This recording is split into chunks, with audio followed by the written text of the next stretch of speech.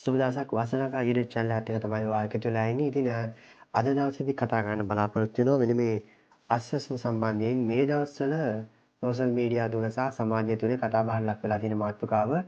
ඒ තමයි අස්වැසුම පළවෙනි අදියරේ ලියාපදිංචි වෙලා ඉන්න ප්‍රතිලාභ ලබන සහ නොලබන පවුල් වල තැනැත්තෝ පවුල් වල අය එයාලගේ තොරතුරු වාර්ෂිකව යාවත්කාලින කිරීම කළ යුතුයි. ඒ කියන්නේ එයාලගේ තොරතුරු නැවත වතාවක් පරිගණගත කිරීම කළ යුතුයි. අනිවාර්යයෙන්ම මේක ප්‍රතිලාභ ලබන සහ ප්‍රතිලාභ නොලබන දැනට පළවෙනි අදියරේ කියන්නේ 2022 කාලය තුලදී ලියාපදිංචිලා ඉන්න කට්ටිය කරන්න ඕන දෙයක්.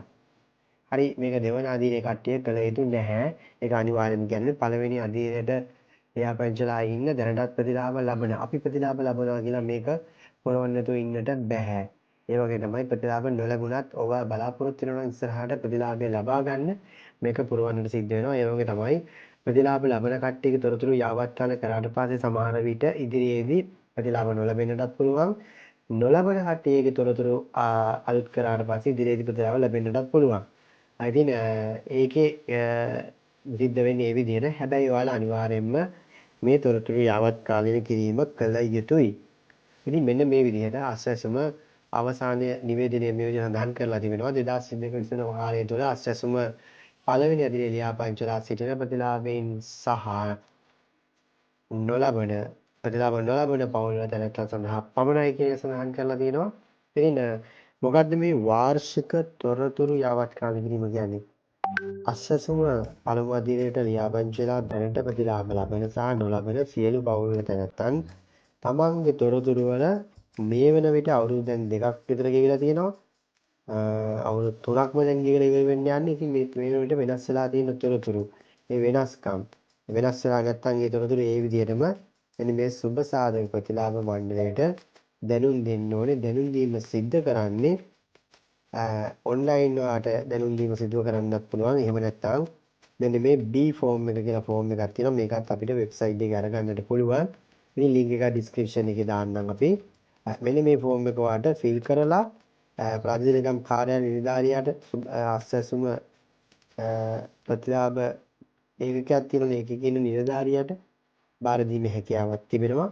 ඉතින් මේ අඳුම්පත් ග්‍රාම නිලධාරී, සංඝ නිලධාරී, සමුද්‍ර නිලධාරී මේ අය හරහා ලබා ගැනීමේ හැකියාවක් තියෙනවා. ඉතින් වඩා හොඳයි මම හිතන්නේ මෙන්න මේ ඔන්ලයින් ගිහිල්ලා ඔයාගේම තොරතුරු ඔයා සම්පූර්ණ කරන එක. ඉතින් මේක ඔයාලට පුළුවන්. මෙන්න මේ ක්‍රම දෙකෙන් පුරවන්න මම කිව්ව විදිහට පළවෙනි එක තමයි අන්තර්ජාල පහසුකම් කියනවා නම් පරිගණකයක් ස්මාර්ට් ජංගම දුරකථනයක් පාවිච්චි කරලා මෙන්න මෙතන තියෙනවා යන්න ඕන link එක. මේකට ගිහිල්ලා ඔයාලට පුළුවන් මේකෙන් ලැබෙන තොරතුරු ටික පුරවගෙන යන්න. ඉතින් මේකේදී ඔයාලට ජාතික හැඳුනුම්පත් අංකය සහ QR අංකය කියන එක මේ තොරතුරු පද්ධතියට පිවිසෙන්නට අවශ්‍ය වෙනවා.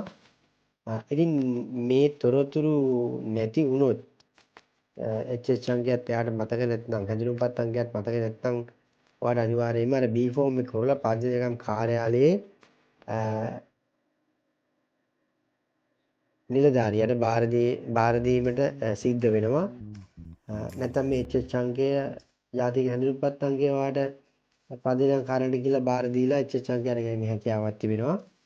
ඉතින් කොහොම හරි සාමාන්‍යයෙන් බොහෝ දෙනෙක් සතුව මේ HH අංකය අනිවාර්යයෙන්ම තියෙනවා. ඉතින් ඔන්ලයින් පුරන එක වඩා හොඳයි මගේ අදහස. රයිට්. ඉතින් මේ තොරතුරු පුරවනකොට මොනවද දැනගෙන ඉන්න ඕන විශේෂ කරුණු?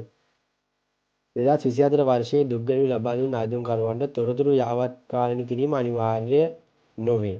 අන්න 2024 වර්ෂයේදී දුක්ගැමුණු ආයුධපතක් ලබා දුන්න පුද්ගලයෝ මේ තොරතුරු යාවත්කාලින කිරීම නැත්නම් මේ තොරතුරු ඇතුළත් කිරීම අනිවාර්ය වෙන්නේ නැහැ. 2022 වර්ෂයේදී ආයුධපත් දාපු ප්‍රතිලාභ ලබන සහ නොලබන පිරිස් පමණයි. නැවත තොරතුරු සහතික කිරීමේදී පවුලේ සමාජිකයන්ගේ ජාතික හැඳුනුම්පත් හා සක්‍රීය ජංගම දුරකථනයක් තිබීම අනිවාර්යයෙන්ම අත්‍යවශ්‍ය වෙනවා. හරි මම විශේෂයෙන් සඳහන් කරේ ඒක තමයි අසසම පළමු අදියරේ සියලු පවුල් තැනැත්තන් තොරතුරු යාවත්කාලින කිරීමට සහභාගී වීම අනිවාර්ය වන අතර සහභාගී නොවූ පවුල් නැත්නම් ඉදිරි වර්ෂයේදී අස්වැසුම ප්‍රතිලාභයට සුදුසුකම් නොලබන අය ලෙස සලකනු ලැබේ. අන්න මම සඳහන් කරා අනිවාර්යෙන්ම මේ තොරතුරු ප්‍රතිලාභ ලැබුවත් නැලැබුවත් පුරවන්න. මොකද ප්‍රතිලාභ ලබන කෙනෙක් නම් ඔයා මේක පෙරෙව්වේ නැත්නම් ඉදිරියේදී ඔයාව අයින් කරනවා ඔයා නොදැනුවත්වම අස්වැසුමින්. අවසන් දිනය වෙන්නේ 12/10. අද 11/11 12/10 අවසන් දිනය. right. ඔයාලට කාරුණු ටික පැහැදිලි. ඉතින් සඳහන් කරන්නම් දැන් ඔයා මෙන්න මේ මම කිව්ව ලින්ක් එකට ගියාට පස්සේ මොකද වෙන්නේ කියන එක. ඉතින් මෙන්න තියෙනවා මෙතන ලින්ක් එක eservices.wbb.gov.lk කියන එක. මේකට ගියාට පස්සේ ඔයාලට මෙතන භාෂා තුනක් තියෙනවා. ඉතින් ඔයාලට කැමති භාෂාවක් සිලෙක්ට් කරලා මේ විදිහට change language කියන එක උඩ ක්ලික් කරන්න තියෙන්නේ. මෙන්න මේ විදිහට එනවා. ඉතින් මේක අහනවා ඔයා අස්වැසුම ලියාපදිංචි කොළ වැසියෙක්ද? අනිවාර්යයෙන්ම ඔයා පළවෙනි අධීරයේ කෙනෙක්. ඔයා ලියාපදිංචි වෙලා තියෙන්නේ.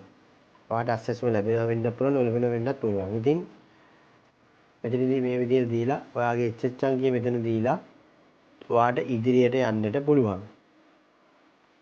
මෙතනදී කරන්නේ කියන එක. ඉතින් මෙතනදී ඔයාලට ලියාපදිංචි ජංගම දුරකථන අංකය ලබා දෙන්නට ඕනේ. 2022-23 වර්ෂයේදී තමයි ඔයා මේ ජංගම දුරකථන අංකය ලබා දෙන්නේ. හැබැයි මේ වෙලේට ඔයා මේ දීපු අංකය මොකක්ද කියන එක ඔයාලට මතක නැති වෙන්නත් පුළුවන්. ඒ වගේම තමයි සමහර විට ඔයා මේ දුරකථන අංකය මේ වෙලාවට භාවිතා කරන්න නැති වෙන්නත් පුළුවන්. හැබැයි ඔයාලට අලුත් අංකයක් මෙතන දෙන්න බෑ. ඔයා රෙජිස්ටර් වෙච්ච එක ලියාපදිංචි වෙච්ච දුරකථන අංකය ලබා දෙන්නට ඕනේ. හරි. එහෙනම් කොහොමද ඔයා මේ දුරකථන අංකය ලබා ගන්නෙ? අනිවාර්යෙන්ම ඔයාලට සිද්ධ වෙනවා මේ දුරකථන අංකය ඔයාට මේ වෙලාවේ ඔයා දුරකථන අංකය පාවිච්චි කරන්නේ නැත්නම් ඔයා දැන් පාවිච්චි කරන දුරකථන අංකයට මාරු කරගන්නට සිද්ධ වෙනවා අලුත් එකට. ඒක රෙජිස්ටර් කරගන්න නම් ඔයාට අනිවාර්යෙන් ප්‍රාදේශික කාර්යාලයේ අස්වැසුම නිලධාරියාගේ සහාය පතන්න වෙනවා. එයාලව මේ වෙබ්සයිට් එකට ගිහිල්ලා එයාලව තමයි ඔයාගේ සිස්ටම් එකට අලුත් නම්බර් එක ලියාපදිංචි නම්බර් එකක් විදිහට ඇතුළත් කරගැනීමේ හැකියාව තිබෙන්නේ. ඉතින් ඒ වගේම තමයි ඔයා අයදුම්පත පුරවලා ලියාපදිංචි වෙද්දී ඒ කාලේ දීපු අංකය මතක නැත්නම් ඒකත් ඔයාට අස්වැසුම සුබසාධක ප්‍රතිලාභ ඒකකයට ගිහිල්ලා ඔයාගේ ප්‍රාලේ කාර්යාලයේ ඒ දුරකථන අංකය බලා ගන්න පුළුවන් වෙනවා. ඉතින් මේ මෙතනින් එහාට ඔයාට අනිවාර්යයෙන්ම දුරකථන අංකය අවශ්‍ය වෙනවා.